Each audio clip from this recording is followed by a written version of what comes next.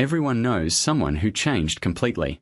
Not incrementally, not by adopting a few better habits or reading some self-help books, but genuinely, profoundly, from the root. A person who was for years consumed by addiction who one day stopped and never went back. A person who spent decades in anxiety and depression who, after a single conversation or experience, discovered a stable calm they had never known. A person who held rigid beliefs that shaped every corner of their life who, in a moment of crisis, found those beliefs dissolving and something new taking their place. We tend to treat these transformations as mysterious, as acts of grace, or luck, or inexplicable willpower. William James wanted to understand them scientifically. In the Varieties of Religious Experience, he devoted some of his most careful and compassionate analysis to the psychology of what he called conversion, the experience of a divided, conflicted self becoming unified around a new center. James's starting point was the concept of the divided self that he had developed earlier in the same work. Most of us live with some degree of internal conflict, desires that pull against values, habits that contradict intentions, a self we present to the world that doesn't quite match the self we know ourselves to be. In most people most of the time, this division is manageable. But in the people James studied most closely, the division had become acute, a kind of psychic civil war that exhausted and paralyzed them. Conversion, in James's framework, is what happens when this war ends, not because one side defeats the other, but because the entire structure of the self reorganizes around a new center. He called this new center the habitual center of personal energy. Before conversion, the person's energy organized around the old center, the addiction, the anxious self-monitoring, the bitter worldview, the defensive identity. After conversion, the same energy organizes around something different, a commitment to sobriety, a trust in life, a genuine religious or philosophical orientation. The person is recognizably the same human being, but the gravity of their inner life has shifted. One of James's most important observations was the difference between volitional and self-surrender types of conversion. The volitional type is the gradual, intentional kind. The person works systematically to change, building new habits, acquiring new knowledge, deliberately redirecting attention and effort over time.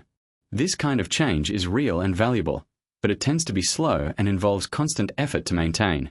The self-surrender type is more dramatic and more mysterious. Here the person has often been trying to change for a long time, perhaps years, without success.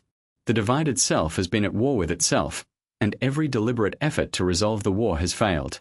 And then, often at a moment of complete exhaustion and despair, something gives way. The person stops fighting. They surrender, not to the destructive element, but to the possibility of transformation itself. And in that surrender, the change they could not produce through effort arrives as if on its own. James found this pattern so consistent across religious traditions, cultures, and historical periods that he was convinced it pointed to something real about the structure of human psychology. The subliminal self, what we might today call the unconscious, has been working on the problem even when conscious effort has given up. The surrender is not passivity. It is the removal of the conscious self's resistance to a process that was already underway at deeper levels. The modern psychology of change has rediscovered James's insights in multiple forms. The stages of change model developed by Prohaska and DiClemente describes a process that closely mirrors James's volitional and surrender types. The contemplation and preparation stages correspond to the long struggle of the divided self. The action stage corresponds to volitional conversion. And the maintenance stage requires exactly the kind of new center of personal energy James described.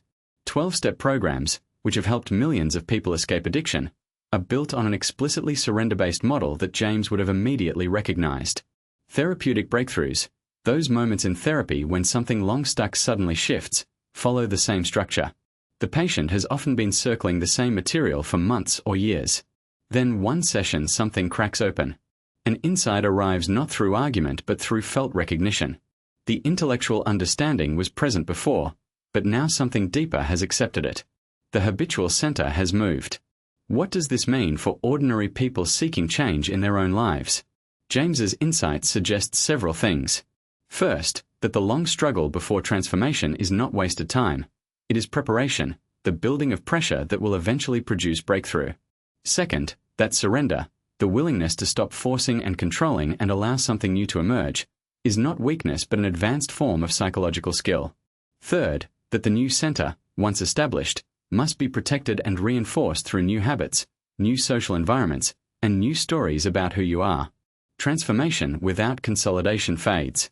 Change is possible, Profound, real, lasting change. James spent a career documenting it, case by case, with scientific precision and human compassion. He believed in it not as wishful thinking, but as an observed fact of human psychological life.